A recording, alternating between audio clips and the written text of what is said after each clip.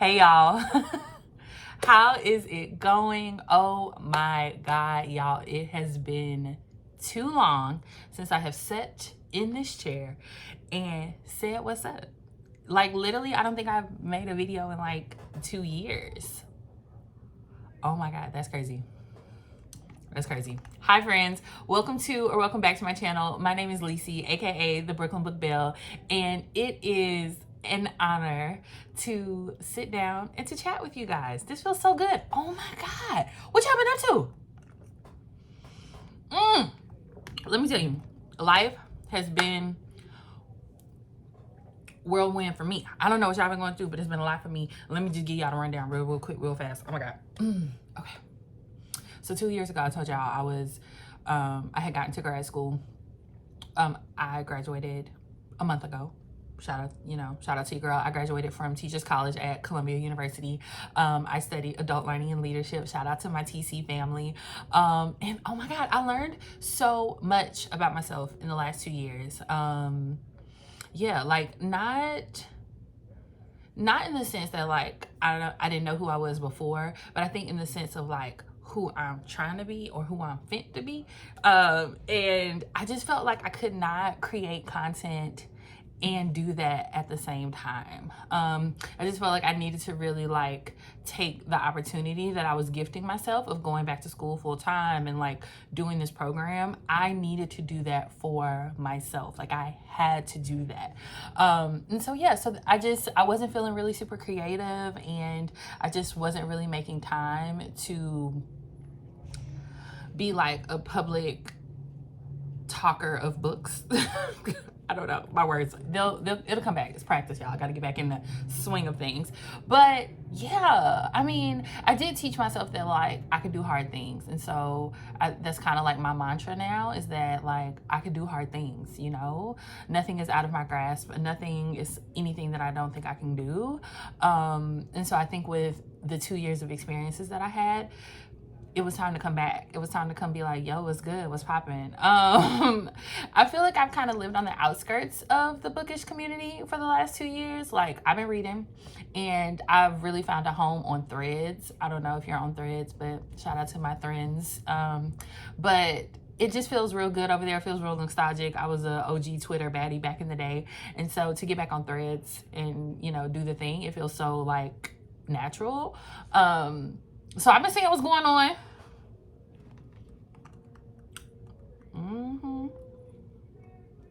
The book community, a wild place, child. I don't know. You know, I haven't been haven't been too involved, but I have watched, and I'm just like, what? And I think, you know, as much of a amazing and loving place and welcoming place as the Black book community is, I also think, you know, we got some stuff we can work out. We got some stuff we can be better at. And I don't really know if I'm gonna be the person to do all that, but I don't know, y'all, but it's been a wild time. Okay, I also have fidget toys now because I have to stay focused. Okay, but this video is actually super special. So a wonderful bookish friend of mine, Shelby, over at Shelby and the Book Club, told me about this challenge Black Booktube is reading. And so this is the Black Booktube is Reading Challenge, and I am a participant with an amazing group of Black bookish content creators that for the next 30 days will be posting every day. And shout out to Sierra, the creator of this group and the curator of this group. She has brought a group of phenomenal bookish content creators together, and I am just so excited that I get to be in the room. You know what I'm saying? I love being in the room where it happens. Shout out to my Hamilton fans. And also, if you see my shelf leaning, mind your business. I forgot to say that in the beginning. Mind your business. Back to the BookTube challenge. With the hopes that we can make some noise and bring more viewership to Black booktubers, I gleefully took up the challenge presented by Shelby by the way of Sierra's challenge and her group on Facebook. And yeah, so here we are. And this is the tag, and this is the thing. So I have a little list that I will be looking down at and then looking back at you. But this is like my welcome back to, you know, to YouTube. And I'm hella excited, and I have so much I want to talk to you guys about, so many books that I've been reading and all the things. But I think that this is a great way to like reintroduce myself to the community and be like, yo, what's good, what's poppin' five? Because why not, right? Okay, let's get into it. The first question: who are you, where are you from, and what kind of books do you like to read? Oh my God, such a good question. Okay, so my name, like I said in the beginning, is LeeCee. My real name is Felicia, but everyone says LeeCee because people butcher my name, and I'm really big on names, and I would just rather you call me something that you can pronounce than you mess up my name that my mother gave me. Shout out to Nona, she's probably watching. And I am from Birmingham, Alabama, by way of Slidell, Louisiana. Like, I was born in Slidell, but my mom moved with the phone company way back in the day to Birmingham, and all of my formative years were spent in Birmingham, so I therefore consider myself a Birmingham baddie, and I am from Birmingham, Alabama. I now reside in Brooklyn, New York. I have been here for 15 long years. I moved here immediately after graduating from undergrad, and I don't know, like, for me, it's New York or bust. I love New York. I love Brooklyn. I love everything about it. And yeah, and it's been such a great experience to be able to spend my 20s and now my 30s here in the greatest city in the world. I mean, shout out to Mom Donnie and the Knicks. You know what I'm saying? Like, great time to be in New York. Okay, what kind of books do I read? Okay, so I have been an avid reader literally since the first grade. I couldn't keep my mouth shut, and so my teacher and my mother thought it would be great if I had like a little secluded corner to myself. And in that corner, they were like, well, read. And so then that became a thing. And then I was like one of the top readers in the school, and then and on and on and on, right? And so I have been reading for a very long time. But when I'm asked what books do I love to read, I am very much a romance girly pop, okay? And I'm talking like 14, 15, staying up at night, reading Beverly Jenkins and Brenda Jackson, into the wee hours of the morning type of romance. Rochelle Ayers, oh my goodness, L.A. Banks, or Leslie Estelle is her other name. Zane, like, I mean, that's more erotica, but you know what I'm saying. But yeah, so I have been reading a really long time, and I really love romance. I'm a romance girly, but I don't stop there, right? So I read fantasy, I read nonfiction, I love poetry, I'll pick up a comic book sometimes. Like, I literally love all books, any type, all things. Love all books. Anything you put in front of me, I would probably read it. Yeah, romance, fantasy, nonfiction, literary fiction, historical fiction. Shout out to Shelby. She'll put one in my lap every now and again, and I'm like, I can read that. Women's lit, I'll read it all. Whatever you put in front of me, I'm read it, but more than likely I'm picking up a romance book. It's just my thing. Okay, question number 2: what made me start a Booktube channel? So I reference this all the time, or used to when I was here on Booktube, but there was a Huffington Post article. I think I'll put it here if I can find it. But there was a Huffington Post, HuffPost, I don't know, article, like, I think during COVID. It had to be like 2020 or 2021. Because that's when I started my first channel, All She Do Is Shop and Read. And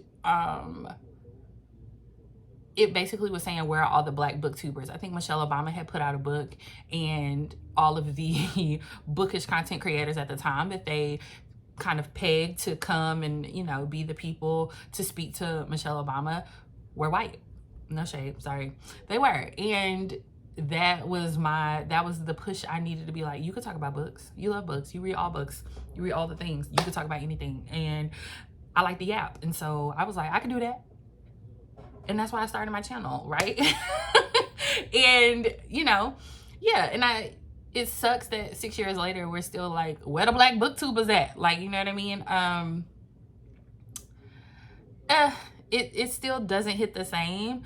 But I think that this is what this challenge is for, and this is why we're here to make some noise. And yeah, the readership and the followership for Black booktube creators should be just as popular, vast, loud as for white and other POC creators. Because I will say that the Black booktube creators that I follow read such good shit. Like, I don't know. It takes a lot for me to get a book recommendation from someone who I don't share lived experience with. Like, that takes a lot for me, because I'd be like, what you over there reading? Is that SJM in the back?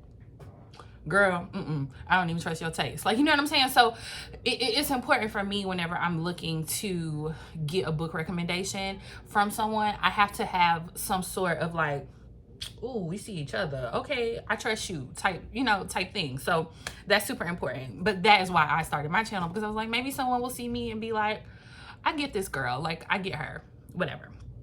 So yeah, okay. Question number 3. What genres do you think deserve more attention within Black literature? So, this is me yapping. So I think attention for me wouldn't be the right word. I think all Black authors should have equal footing in the publishing industry, right? Let's start there.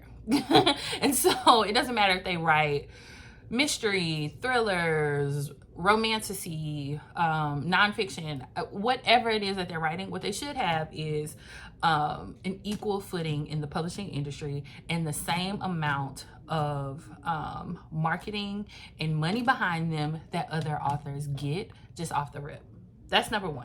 Now, a genre that I think deserves more attention, I will say in the last year, Black fantasy writers have really been taking it from me. Like, and I am a romance girl. I will pick up a romance book. Don't care the time of day, honey. I'm gonna pick it up and I'm gonna read it. You know what I'm saying? But I will say, Black fantasy authors are really showing up and showing out right now. And it feels good, like on Threads and on Book Talk and on different spaces, to see people kind of branching out and reading them, right? Because you might be a romance girly, you might be a historical fiction girly, you might be a women's lit girly, but it's something about Black fantasy right now that is really doing, and they are doing it. They doing it, okay? Get in there. Get in there, baby, get over there. They got a lot going on. It's real fun over there. I don't know, I'm having a great time. If there's any place I want to be, it's over there. Okay. Which literary character lives rent-free in my head? A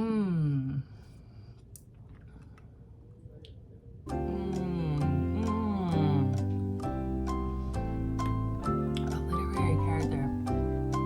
I should have prepped for this. I should have wrote this down. Girl, who do you think you are? You know, your RAM is not as good as it used to be. Okay, wait. Okay. Who lives rent-free in your head?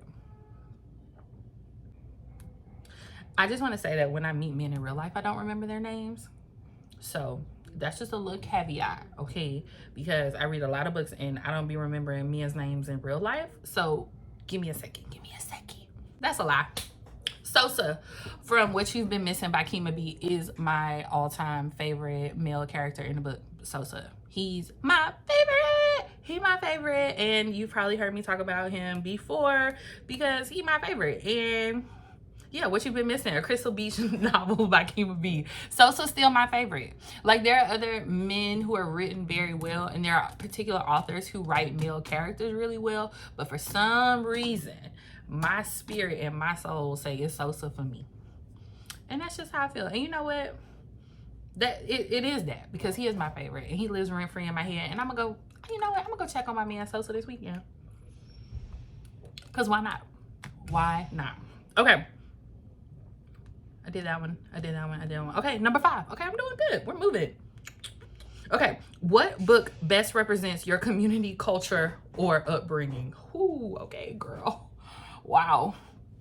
You know what? I thought this would be difficult, but actually, it's not gonna be hard because I just got finished reading Why We Can't Wait by Dr. Martin Luther King Jr. And honestly, it represents Birmingham very well because he talks about the spiritual thread, the musical thread of this community. And yes, right? Like, oh, I think of the civil rights movement, especially in the times that we're living in, and I'll probably do a full video just on this book. But 2 of the main points was just the commitment of these people, the unwavering tenacity. They really had to go after it, right? Because they really had to get to it, and they understood so well, right, how the collective was of the most importance. You get what I'm saying? Like, they were really like, if the collective ain't good, we all ain't good. And so from the pledges that they made, to the prayers that they prayed, to the songs that they sung, and the miles that they walked, baby, yes, this is a representation of the city where I was raised, and all of that really goes into who you see today. Yeah. Oh my God. Okay. So yeah, so any book about Birmingham definitely represents my community, my culture, and or more my upbringing. Okay. Upbringing. Here we go. Because we were what? This would have been, my mom was born in 57. This is 63. We get to Birmingham in the 90s. And there were still remnants of, or residuals of, things that were going on in Birmingham during this time, still happening. I mean, hell, look at where we are today. Like, that shit didn't go away overnight. Okay, anyway, Felicia, getting off topic. But yes, so this is something I recently read that represents my upbringing and my culture, I would say. Not necessarily that I went through things of the civil rights, but again, the spirit of the people. This is a really good reflection and representation. Okay, which Black author would you love to have dinner with, living or deceased, and why? Oh. Okay, so I'm gonna do two. Because I have to do two, because I'm ridiculous. But the first one would be James Baldwin. I would love to sit and talk to James Baldwin. I think he was so ahead of his time, and just a vision. Like, when I think about like who I think are my spiritual guides, I think James Baldwin is definitely sitting there. And so yeah, so from Harlem to Paris to Istanbul, like, there's just something so magnetic about his spirit that just draws me to him, that I would love to have dinner with him. And the second one is also deceased, and that would be L.A. Banks, because she is my favorite author of all times. She wrote romance and fantasy. Surprise, surprise. And she did it in a Black ass way, and she did it in a spiritual way, and I just love her. And I just know that whenever I meet people who have read her works or who are fans of hers, that this is gonna be a good ass conversation. You're gonna be real smart and real deep, faux deep, you know what I'm saying? And I love that. But I just think that she was also ahead of her time, and also writing in a way that I don't see a lot of authors doing, right? My favorite series of hers is the Vampire Hunter series. It's 12 books, and the research that this woman and her team had to do alone to get those books to the page was otherworldly, and it was just done so well. Buffy who? Like, you know what I'm saying? Like, no, Damali and Carlos, two more characters that live right in my head, but shout out to Sosa. But just an amazing series. So yeah, so I would want to have dinner with James Baldwin and be like, okay, so what you be seeing from heaven? How do you think we live in?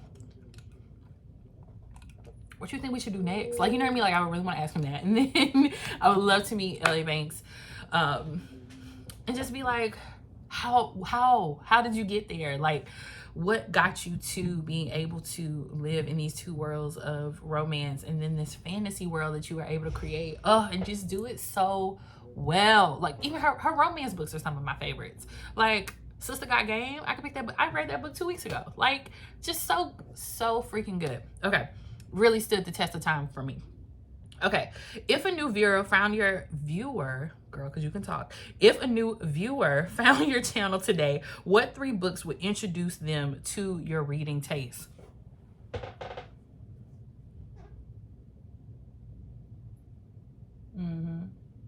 Okay. Ooh. Oh, okay. Okay, that. What do you want more? That. Oh, yeah. No. Oh, okay. This is easy. Okay, the first one would be James Baldwin, The Fire Next Time. I think the first time I read it, it was a very like spiritual awakening for me, and like this pool that I needed to like go further, do more, ask more questions, especially spiritually. And so that has been a journey for me, and that's a book that I reread often. And so I would say The Fire Next Time. The second one would be Behind I always mix it up, Behind These Eyes by T.P. Carter. And I read this book back in like 2005, 2006, and it is a romance where the characters meet in 3 different lifetimes, and every time it's the wrong place and the wrong time, and it doesn't diminish like how much they love each other. And in the present, when they meet, it's like in DC, she in a sorority, he in a fraternity, like they really ain't supposed to be together. Oh my God. And it's just the best drama, but also it's written in prose, and T.P. Carter is a fantastic author, just fantastic. And it is one of my favorite books. And I often have 3 to 4 copies that I buy on thrift books. So if you come to my house and you're like, I want to read a book, I'm probably going to gift you this book. And so that would tell you a lot about my taste. And then the third one would have to be a fantasy rep, and I'm just gonna give it to LA Banks. I'm gonna give it to The Vampire Huntress, the first book, The Minion by LA Banks, because I like a little fantasy. I like a vampire. I like a demon huntress. Like I like things that go bump in the night, and I like a spiritual warfare that you can't see, but something coming for you. Like, I can't say it enough. Everyone should read the Vampire Huntress series. I can't. Like I can't say it enough. I can't. Yeah, because everyone should read it. Okay, those are my 3. So The Fire Next Time by James Baldwin, Behind These Eyes, Those Eyes by T.P. Carter, and The Minion by LA Banks. That would tell you everything you need to know about me. Oh my God, this is the last question. It was only 8 questions. Okay, finish this sentence. Black Booktube is necessary. I think that any niche community online needs to have a wide range of voices that you can go to hear different things, right? I think the beauty about reading is that for those 350 pages, you are literally seeing the world through someone else's experience, or through someone else's thoughts, or through someone else's teachings, through someone else's learnings. And I think we've gotten really lost in the way that everything is short form, everything is easily digestible, and books offer us the opportunity to slow down and to turn my adult learning brain, but allow us to really critically reflect. And so if books and literature is this space for this critical reflection to happen, then it's important that we have voices that represent all lived experiences, right? I am a cis Black woman, and so my experience is mine, right? But if I pick up a book about, you know, an Asian trans person, then I now don't have this experience, but I get to understand it a little deeper because I'm taking the time out to read it. And so I think when we say what is Black Booktube is necessary, because we are going to introduce you to books that you might not have seen, books that you might not have given a chance, books that wouldn't come across your feed because you're not Black and that's not your lived experience. And we're not saying that it should be your lived experience, but if you want to expand yourself and create more empathy and understanding, then I do think that following creators who aren't like you, right, who aren't experiencing the same lived experience that you are, is necessary. Okay, and that is me on my little adult learning soapbox, and I will be there often, okay, because I am an adult educator. But yeah, what is Black Booktube? It is necessary. And so yeah, oh my gosh, that's all I have for my Black Booktube is Reading Challenge and day 1 of the Black Booktube 30-day posting challenge. And yeah, oh my God, this was so fun. Oh, I'm tired. Oh, but I'm not. Oh, this was great. Okay, thank you so much for staying with me until the end of the video. If you have made it this far, please drop a stack of books and let me know that you're here. Oh my God, again, thank you so much for watching. If you are OG to the channel, thank you so much for being with me. And I'm so excited, and I hope that I could talk to you down in the comments, the chat. I hope we follow each other on Threads. I hope we follow each other on Book Talk, all the things, right? I'm back, and I'm not gonna leave this time. because I'm committed to these 30 days. And I have a lot in store. So I am looking forward to reacclimating myself to the space and getting to know you guys all over again. And yeah, so drop the stack of books, but also tell me what you're reading. And until next time, you guys, bye.